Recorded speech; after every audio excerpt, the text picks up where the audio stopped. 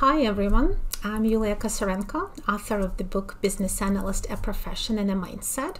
I also love pictures, I love models and visuals, and that's why I have here a new series of videos called Pictures Speak.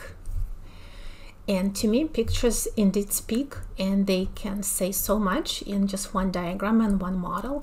And that's why for any business analyst or architect or anybody else, it's a really useful skill to be able to draw a simple model to help communication. And we have so many ways we can make pictures. We can use formal diagrams, just informal drawings. We can use cartoons, photographs, checkpoints, anything you can imagine, just to make that communication easy and just to convey the meaning. Today, we're going to talk about context models. Can you do a context model in 5 minutes? Let's see. So let's talk about context model, what it is and when would we create it. A context model can be created for really anything that you're interested in. It can be business, process, or system. And the goal is to show what are the main entities that this business process or system interacts with. It's really about understanding the context in which it exists. And our main goal is to show high-level data flows in and out, because my interaction with other entities usually means exchange of data. And sometimes it could be also exchange of physical objects or money, for example, products, supplies, and the funds.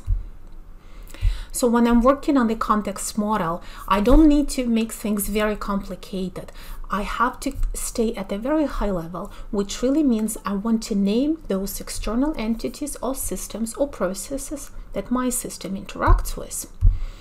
I want to identify the nature of those interactions, and I want to name the interactions. That's all I want. So what we will do today is we will use Visio and create a very simple diagram, and you can create it in PowerPoint, you can create it in Paint, in any type of graphical interface, whatever works for you. So I'm going to use my Visio, and I've just created a blank diagram, and I'm going to zoom in so that it's easier for us to see. And let's just make a very simple example. So my simple example will be a catering company. Imagine you're going to start a catering company, and you're thinking, well, what does it mean? So here is your catering company, and maybe you start by thinking, well, what am I going to do? What will be my product? I'm going to cook some meals and sell it to my customers. So most definitely I will be interacting with customers. So here is my customers, and there will be a connection between a catering company and a customer. Okay, what else is in my context? What are other important entities that I need to interact with? So I'm gonna copy the box, and I'll say, well, I need some suppliers, because I will need to buy ingredients, I will need to buy maybe boxes, I may need to buy some pots and pans or napkins or forks or whatever else is required for me, whatever else I'm offering in my product. So I'm definitely going to be interacting with suppliers.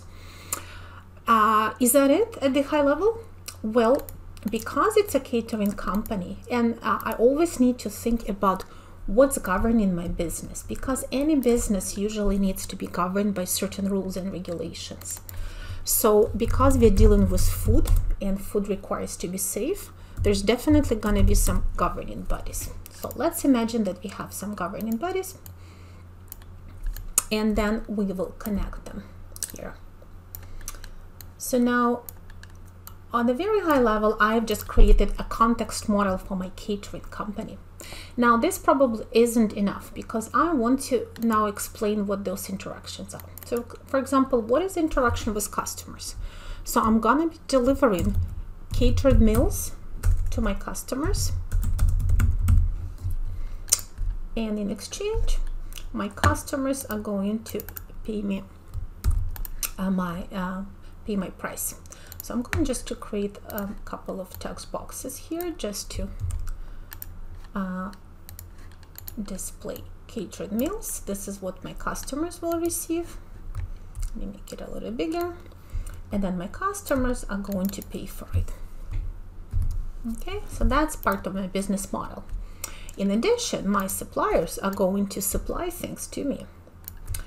So maybe they'll supply ingredients, and say they'll supply all of my napery and cutlery to provide to the customers.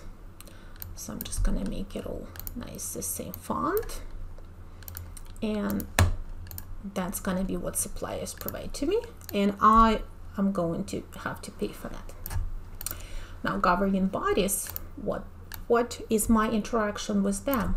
Well, maybe they will be checking the food safety at my enterprise.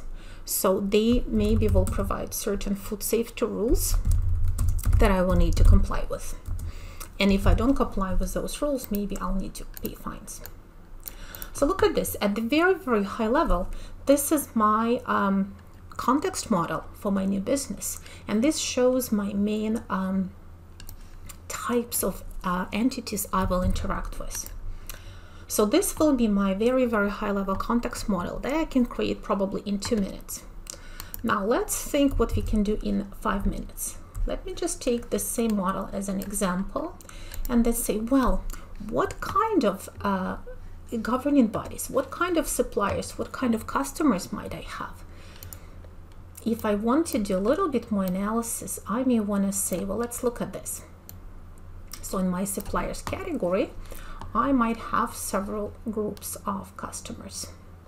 So if I were to align these suppliers here, I could then say, well, I'll have different types of suppliers. And maybe some of them supply ingredients. For example, I will purchase fruits, vegetables, and meats from them.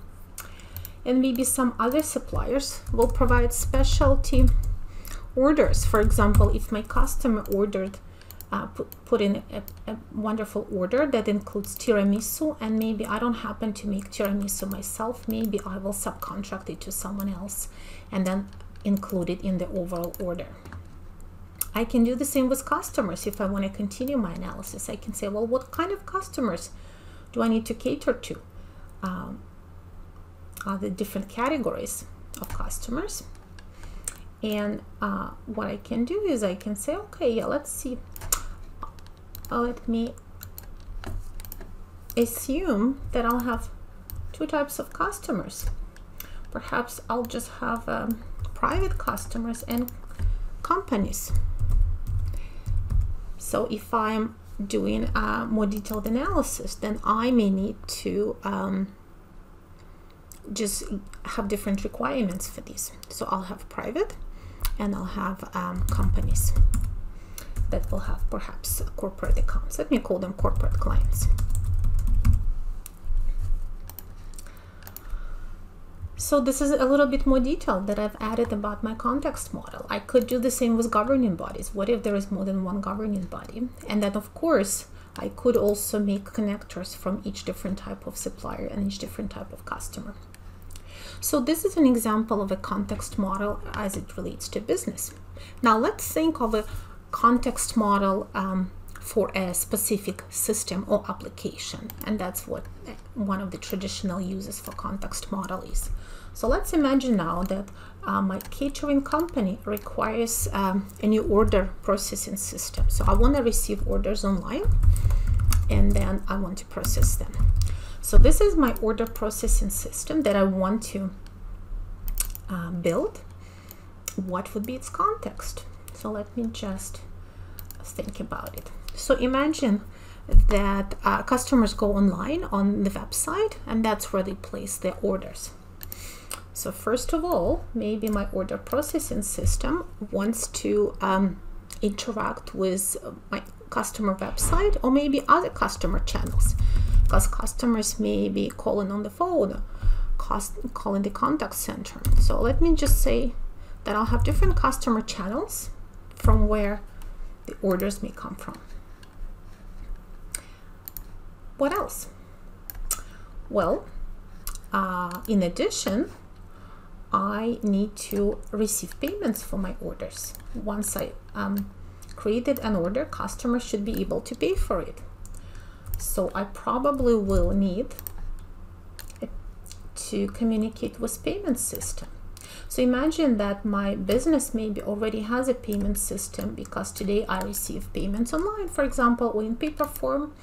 Now my new order processing system needs to be able to communicate with as well. So let me call it payment processing system. Okay. And I'm gonna make all of them the same size and same font size. So now let's talk about data. So what would be the data exchanged between order processing system and these two other entities? So in this case, from different customer channels, I'll receive order details, right? Because a customer will indicate, for example, on the website, okay, this is what I want to order. I may also receive information about the customer themselves. For example, if it's a new customer, maybe they'll give me their address, name, etc. So customer account or customer information. Okay, so this information can come from various channels through which I can communicate with my customers today. Now, what information will I be exchanging with payment processing system? Well, first of all, I will probably need to communicate the order amount in order to request proper payment and process it. And maybe on the way back, payment processing system needs to send me back the confirmation of the payment or payment status, because I need to know whether the payment was successful or not. Good.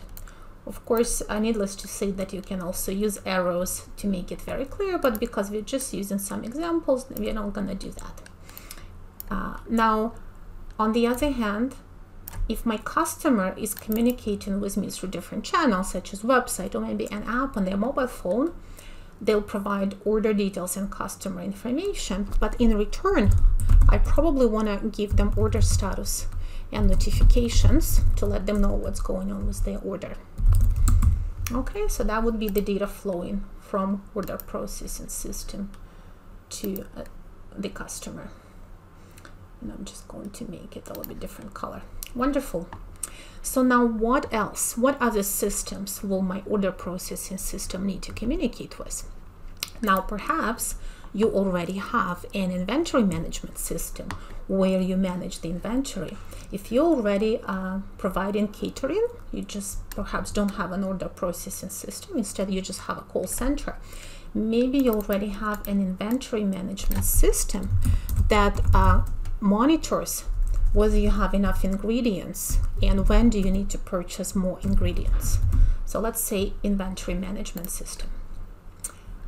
So let's draw another line, because again, these two systems will need to interact and exchange data. What is this data that they need to exchange? So my order processing system most likely will need to confirm the new orders and pass that information, because every order implies that certain ingredients are required. So order details, such as what was requested and how much of each ingredient is required, needs to go to inventory management system. And then perhaps inventory management system in response may let me know if, oh, there is not enough ingredients. You ordered something, but we actually need to purchase it. So maybe there will be some low inventory alerts that I may need to receive, for example, to let the customer know, okay, this particular ingredient is low, so we may not be able to deliver it on time, or perhaps you want to ask for expedited order, or you may just know, make a decision to immediately make a new purchase or request more ingredients. So whatever your business rules require, you may need some information back from inventory management system. So let's see what else you might need. Well, if you are catering, then you probably need to deliver your orders. So you must have some way of delivering them through your internal, perhaps logistics department, or even a delivery partner. So let's say that you have a delivery system that allows you to coordinate all the deliveries. Let's call it delivery dispatch system. And that system actually manages how many trucks you need, how many drivers do you need to deliver all of the orders that you have, for example, for the next day. So this system will need to receive order details, address, and date to allow for planning. And I would expect that this good delivery system will in turn let me know what is the delivery status as the delivery is happening. And for example, if there is any issues with delivery, I may need to pass that information to the customer, say to the customer app. So this is a very, very simple example of a context model for an order processing system that really shows you what other systems it needs to interact with and what are the main groups of data that it needs to exchange. And this context model can be then used for more discovery, more exploration, planning of more detailed requirements, and of course also for data architecture activities such as more detailed conceptual data modeling, data dictionary, understanding of data mapping, and so on. So I hope it was helpful. Remember that a picture can speak 1,000 words, and pictures are very helpful during the analysis process. And if you are doing a discovery with your client, and if you can draw a quick picture using Visio, using a scratchpad, using PowerPoint, or anything else that you have handy, that's very helpful. And that means that you're being much more efficient as a business analyst. Thank you for watching, and see you next time.